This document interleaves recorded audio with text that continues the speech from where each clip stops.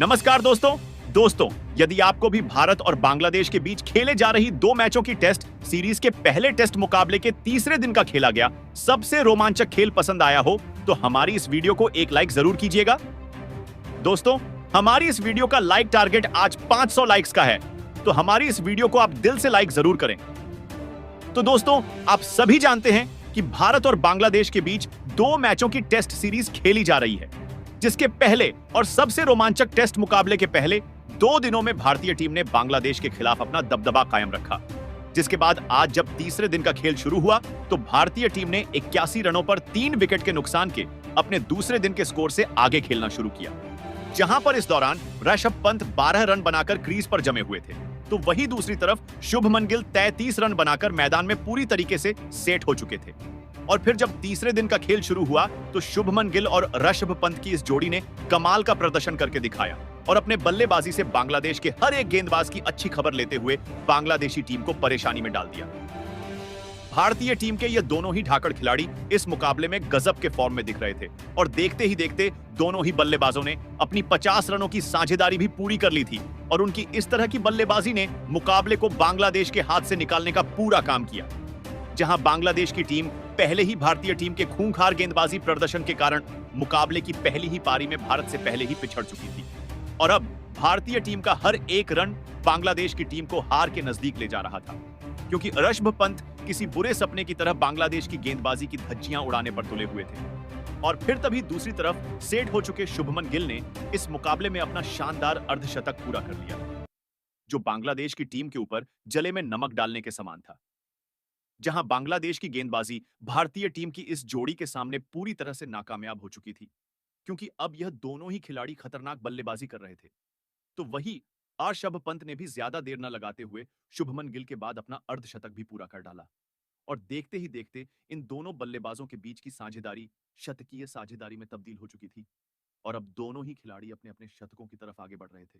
खास करके ऋषभ पंत अपने बल्ले से बांग्लादेश की स्पिन गेंदबाजी को अपना मुख्य टारगेट बनाए हुए थे और ऋषभ पंत इस मुकाबले में पूरी तरीके से अपनी लय पकड़ चुके थे और फिर ताबड़तोड़ बल्लेबाजी करते हुए ऋषभ पंत ने अपना इस मुकाबले का ऐतिहासिक शतक ठोक डाला था। जहां ऋषभ पंत की इस शानदार तूफानी पारी के लिए विराट कोहली तक ने खड़े होकर तालियां बजाकर खुशी जाहिर की। शुभमन गिल और ऋषभ पंत की यह साझेदारी अब 150 रनों का आंकड़ा पार कर चुकी थी, लेकिन तभी गेंदबाजी पर आए मेहंदी हसन मिराज ने शतक ठोकने वाले ऋषभ पंत को अपनी ही गेंद पर कैच आउट कर पवेलियन का रास्ता दिखाया। इस मुकाबले में ऋषभ पंत ने 128 गेंदों का सामना करते हुए शानदार 109 रनों की गजब की पारी खेली और आउट हो गए। भारतीय टीम की इस विशाल साझेदारी के टूटने के बाद अब भारतीय टीम की तरफ से केएल राहुल बल्लेबाजी करने मैदान में उतरे थे, लेकिन अब सभी की नजरें शुभमन गिल के ऊपर टिकी हुई थी, क्योंकि वह भी अब अपने शतक के काफी नजदीक पहुंच चुके थे। और फिर तभी शानदार बल्लेबाजी कर रहे शुभमन गिल ने भी अपना लाजवाब शतक इस मुकाबले में पूरा कर डाला और इसी के साथ ही भारतीय टीम ने अपनी लीड को अब 500 रनों के पार पहुंचा दिया था। दूसरे छोर से केएल राहुल भी अब बड़े शॉट खेलने लगे थे, लेकिन तभी भारतीय कप्तान रोहित शर्मा ने भारतीय पारी को घोषित करने का फैसला लिया और भारतीय टीम की यह दूसरी पारी को 287 रनों पर ही रोक दिया गया और इसी के साथ भारतीय टीम ने 514 रनों की लीड बांग्लादेश की टीम के ऊपर बना ली थी।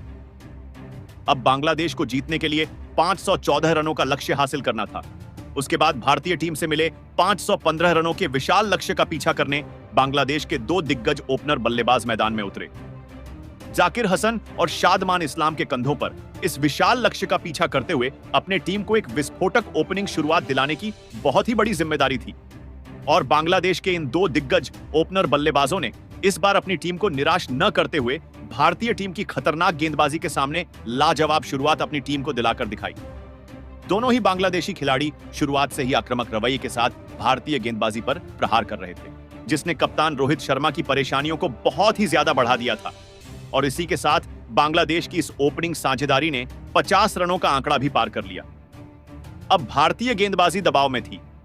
किसी भी हालत में इस साझेदारी को भारतीय गेंदबाजी को तोड़ना जरूरी हो गया था, जहां बांग्लादेश की यह ओपनिंग साझेदारी धीरे धीरे और भी ज्यादा मजबूत होती जा रही थी।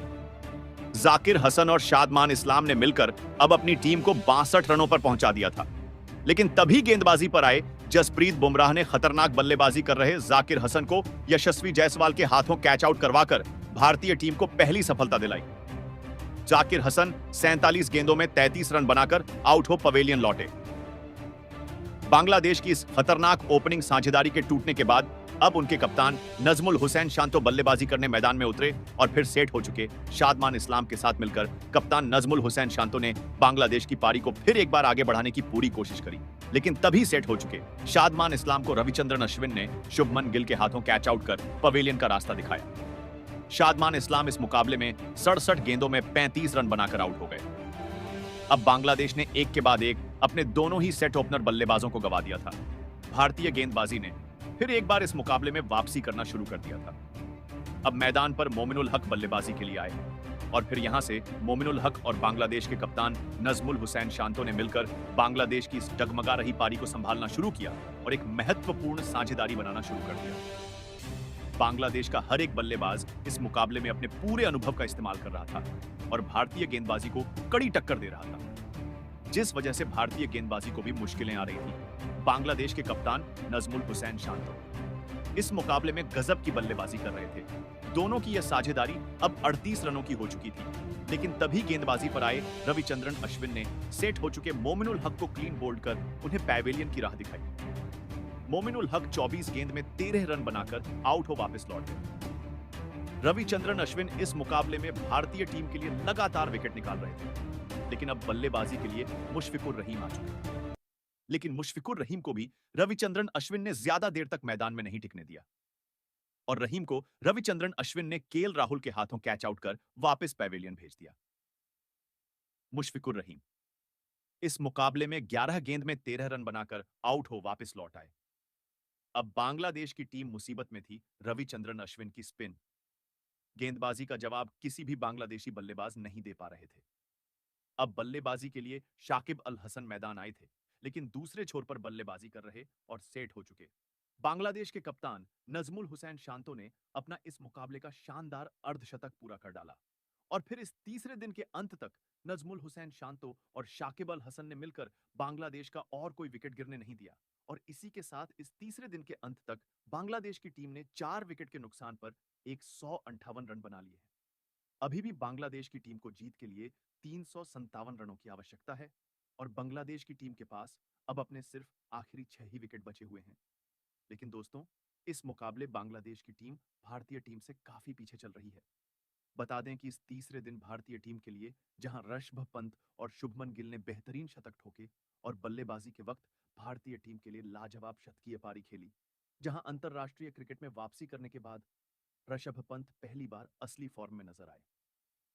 ऋषभ पंत ने इस मुकाबले में सिर्फ 100 गेंदों में 109 रनों की ताबड़तोड़ पारी खेली और फिर गेंदबाजी में रविचंद्रन अश्विन ने अपना कमाल दिखाया।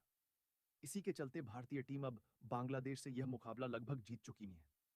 तो दोस्तों, आप भारतीय टीम के इस अद्भुत प्रदर्शन को 10 में से कितने अंक देना चाहेंगे और क्या भारतीय टीम चौथे दिन यह मुकाबला जीत पाएगी? अपनी राय नीचे कमेंट बॉक्स में हमें जरूर बताएं।